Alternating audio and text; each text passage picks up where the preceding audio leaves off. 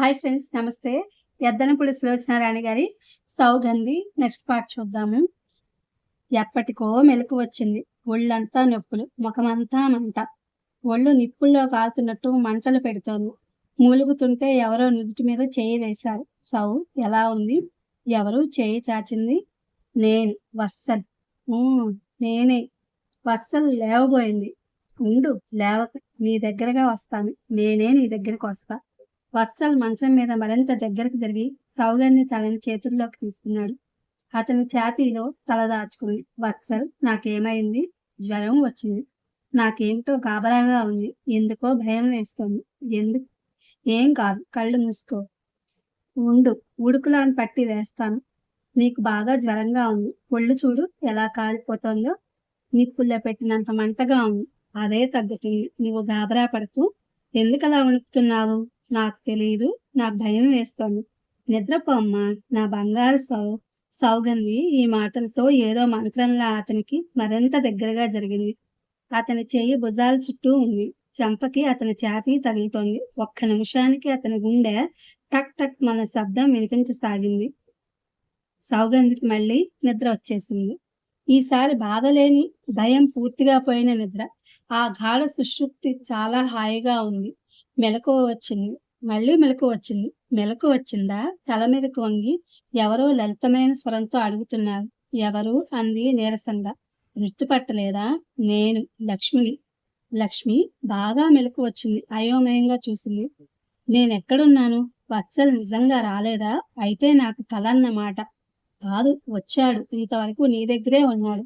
దేశాయి గారు వస్తే అర్జెంట్ పని అని వెళ్ళాడు. దేశాయ్, ఆయన ఎక్కడికి ఎందుకు వచ్చారు? సౌగంధి లేచి కూర్చుంటేనే లక్ష్మి సాయం చేసింది. నేను ఎక్కడున్నాను? మీ సిరిపురంలో, మీ ఇంట్లో, నీ గదిలో. లక్ష్మి ఆ మాటల్ని ఎంతో మిరపంగా అంటూ వెళ్ళు కిటికీ పరదాలు పక్కకి లాగింది. సౌగంధి ఒక్క క్షణం అలాగే చూస్తూ కూర్చుంది. కిటికీలో నుంచి సాయం సంధ్యలో దూరంగా కాలువలో వెళ్తున్న పడవలు తెరచాపలు కొంగరెక్కల్లా కనిపిస్తాయి. నేను ఇక్కడికి వచ్చానా? ఏమిటి? అంది. లక్ష్మి దగ్గరకు వస్తూనే చెప్పింది. నీకు దెబ్బలు తగిలిన రోజునే బాబాయి మీ వత్సల్కి టెలిగ్రామ్ ఇచ్చారు. వత్సల్ వచ్చాడు. నిన్ను ఇక్కడికి తీసుకొచ్చాడు. నేను వత్సల్ టెలిగ్రామ్ ఇస్తే మొన్న సాయంత్రమే వచ్చాను. సౌ, ఈ ఇల్లు, ఈ ఊరు ఎంతో బాగుంది కదూ. వత్సల్ వచ్చాడా? అంది అయిష్టంగా. మెల్లమెల్లగా గుర్తుకొచ్చింది. ఆ రోజు రాత్రి ఆటోలో ఎవరో కొట్టడం, తను పరిగెత్తడం. లక్ష్మి, జ్వాల అంది సందేహంగా. తను శ్రీనగర్ వెళ్ళింది. ఏదో పనట. 4 రోజుల్లో వస్తున్నట్టు ఉత్తరం రాసింది. ఇదిగో అంటూ తీసిచ్చింది. అది జ్వాల వ్రాసింది. చేతి వ్రాత ఎప్పటిలాగే పెద్ద పెద్ద అక్షరాలు గీకినట్టుంది. డియర్ సౌ, నేను కులాసా, నువ్వు కులాసా అని తలుస్తాను. ఆ రోజు రాత్రి నిన్ను తప్పించలేకపోయాను. కానీ వాళ్ళు నాతో బాగానే ఘర్షణ పడ్డారు. ఇక్కడే ఆడది అశక్తురాలు అనిపిస్తుంది. పోట్లాట ఇద్దరిది సమానమే. ఇద్దరికీ పట్టుదలే కానీ శారీరక శక్తిలో అబలని చేసి ఈ సృష్టి స్త్రీకి చాలా అన్యాయం చేసింది. ఆ స్కౌండ్రల్స్ నీచులు. ఆడపిల్ల శరీరం దొరికితే వాళ్లల్లో 1,00,000 వికారాలు వస్తాయి. తెల్లవారుజామున 4 గంటలకి కాపలాగా నైట్ బీట్ కానిస్టేబుల్ రావటంతో నాకు వారి నుంచి విముక్తి అయింది.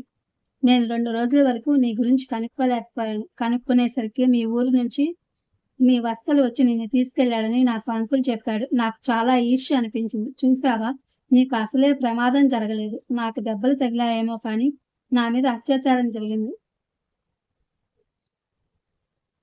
కానీ నా గురించి ఎవరు ఆలోచిస్తారు? ఎవరి గుండెల్లో దాచుకుంటారు? పైనుంచి అందరూ ఒకటే అవహేళన. ఇలా అవహేళనలు ఎదురైన కొద్దీ నాకు ఇంకా పట్టుదల, కోపం ఎక్కువవుతాయి. నాకు బాధ ఏమిటంటే సాటి ఆడవాళ్ల కంటే మగవాళ్లే ఎక్కువ సహాయం చేశారు. నాకు ఆ సమయంలో ఎవరు సాయం చేశారో తెలుసా? మన వీధి చివరి దర్జీ అని అతనట. అతన్ని నేనెప్పుడు భార్యని కొడతాడని వెర్రి వెధవ అనుకునేదాన్ని. అతను ఏమన్నాడో తెలుసా? ఎందుకమ్మా నీకు ఆ ఎదవలతో లక్షణంగా పెళ్లి చేసుకో అన్నాడు. నా చేతికి 200 రూపాయలు ఇచ్చాడు. నన్ను ఢిల్లీ వెళ్ళడానికి ఏపీ ఎక్స్ప్రెస్ ఎక్కించి గానీ ఇంటికి వెళ్ళలేదు. ఇలాంటి వాళ్ళని చూస్తే మళ్ళీ మనుషుల్లోంచి మంచివాళ్ళు ఉన్నారు సుమా అని ధైర్యం వస్తుంది. నేను చాచాజీ దగ్గరకు వచ్చాను. నేను రాగానే జరిగిందంతా చెప్పేశాను. చాచాజీ జరిగిన దుర్ఘటన కంటే ఇంకోటి జరుగుతుందేమోనని నాకు భయం. దాని నుంచి నువ్వు రక్షించాలి. నేను ఏ ప్రెగ్నెంటో అయితే అన్నాను. చాచాజీ ఏడ్చేశారు. చాలా బాధపడ్డారు. కాబట్టి ఇంకో నెల వరకు నేను ఇక్కడి నుంచి రాను. ఉత్తరం రాయి. నువ్వెలా ఉన్నావు? సౌ, నువ్వు అదృష్టవంతురాలివి. జీవితం నిన్ను ఆశీర్వదించిందే తప్ప మొట్టికాయలు మొట్టలేరు. నా విషయం చూడు. నేను ఇప్పటికీ ఇలా 4 సార్లు ఈ అగాధంలో పడ్డాను. 14 సంవత్సరాలప్పుడు ఒకసారి, 18 సంవత్సరాలప్పుడు ఒకసారి. ఈ వ్యక్తులు ఎవరైతేనేం అనుభవం ఒక్కటే. ఒక్కోసారి జీవితం చాలా భీతిగా ఉంటుంది. ఈ చేదు అనుభవాలు నన్ను గరళంగా చంపేస్తాయేమో అనిపిస్తుంది. కానీ నీకు తెలుసు, నేను మొండిదాన్ని. నా మనసు బండబారిపోయింది. ఈ జీవితానికి 22 సంవత్సరాల వయసే కానీ, ఈ మనసుకి 200 సంవత్సరాల ముసలితనం. ఒక్కోసారి ఈ జీవితం ఏం చేయాలో తెలియదు నాకు సౌ. ఉంటాను. నువ్వు జవాబు రాయి. నేను హైదరాబాద్ వస్తాను. హైదరాబాద్ అంటే ఎందుకంత ఆకర్షణ అంటదు? ఆకర్షణ ఉంది సౌ. చాలా ఉంది. ఈసారి కలిసినప్పుడు చెప్తాను. ఆ లక్ష్మి ఎందుకో నాకు నచ్చలేదు సౌ. అలాంటి వాళ్ళు ఎక్కువ ఉండబట్టే నాలాంటి వాళ్ళకి ఇంత చెడ్డ పేరు అనుకుంటాను. భర్త పోతే ఇంకో పెళ్లి చేసుకోవచ్చుగా. ఏమిటా పాతివ్రత్యం? నాకు నచ్చదు. By Jwala. టీ తాగుతావా? లక్ష్మి అడిగింది. వద్దు. లక్ష్మి ఉత్తరం చదివి మడత పెట్టి దిండు క్రింద దాస్తూ అన్నాను. ఏమిటి? వద్దంటుంది. వత్సల్ లోపలికొచ్చాడు. నేను అతన్ని చూస్తున్నాను. నా వైపు అతను చూసే భావాలని బట్టి నా పట్ల అతని మనసులో ఎలాంటి భావం ఉందో నేను అంచనా వేయగలను. టీ వద్దంటుంది. అవన్నీ వద్దనడం తనకి అలవాటేలే. మందేసుకుందా? లేదు, ఇంత క్రితమే నిద్రలేచింది. మంచినీళ్ళు తీసుకురా లక్ష్మి. అలాగే. లక్ష్మి లోపలికి వెళ్ళింది. సౌగంధి ఆశ్చర్యంగా ఆ ఇద్దరిని చూస్తుంది. వీళ్ళిద్దరికీ ఇంత చనువు ఎప్పుడొచ్చింది? ఎలా ఉంది? అతను నా దగ్గరకు వచ్చి నుదుటి మీద చేయి వేస్తూ అన్నాడు. జ్వరం రాలేదులే అన్నయ్య. సాయంత్రం జ్వరం రాకుండా ఉంది. ఈ ఒక్కరోజు అతను అంటుండగానే లక్ష్మి మంచినీళ్ళు తెచ్చింది. వత్సలు గ్లాసు అందుకుని తీసుకొచ్చి డ్రాయర్ లాగి మందు తీసి మాత్ర సౌ చేతిలో పెట్టి వేసుకో అన్నాడు. తర్వాత వేసుకుంటాను అంది ముభావంగా చూస్తూ. జ్వరం వచ్చేస్తుంది. జ్వరం నేను కాదుగా, నువ్వు చెప్పినట్టు వినడానికి. నేను తలెత్తి చూశాను. అతని ముఖం ప్రసన్నంగానే ఉంది. లక్ష్మి ఆ గదిలో నుంచి పని ఉన్నట్టే వెళ్ళిపోయింది. సౌగంధి మందు వేసుకుంది. అతను ఇచ్చిన మంచినీళ్లు తాగింది. ఈ పూట ఎలాగుంది అన్నాడు. బాగానే ఉంది. 5 నిమిషాల తర్వాత అతను వెళ్ళిపోయాడు. లక్ష్మి వచ్చింది.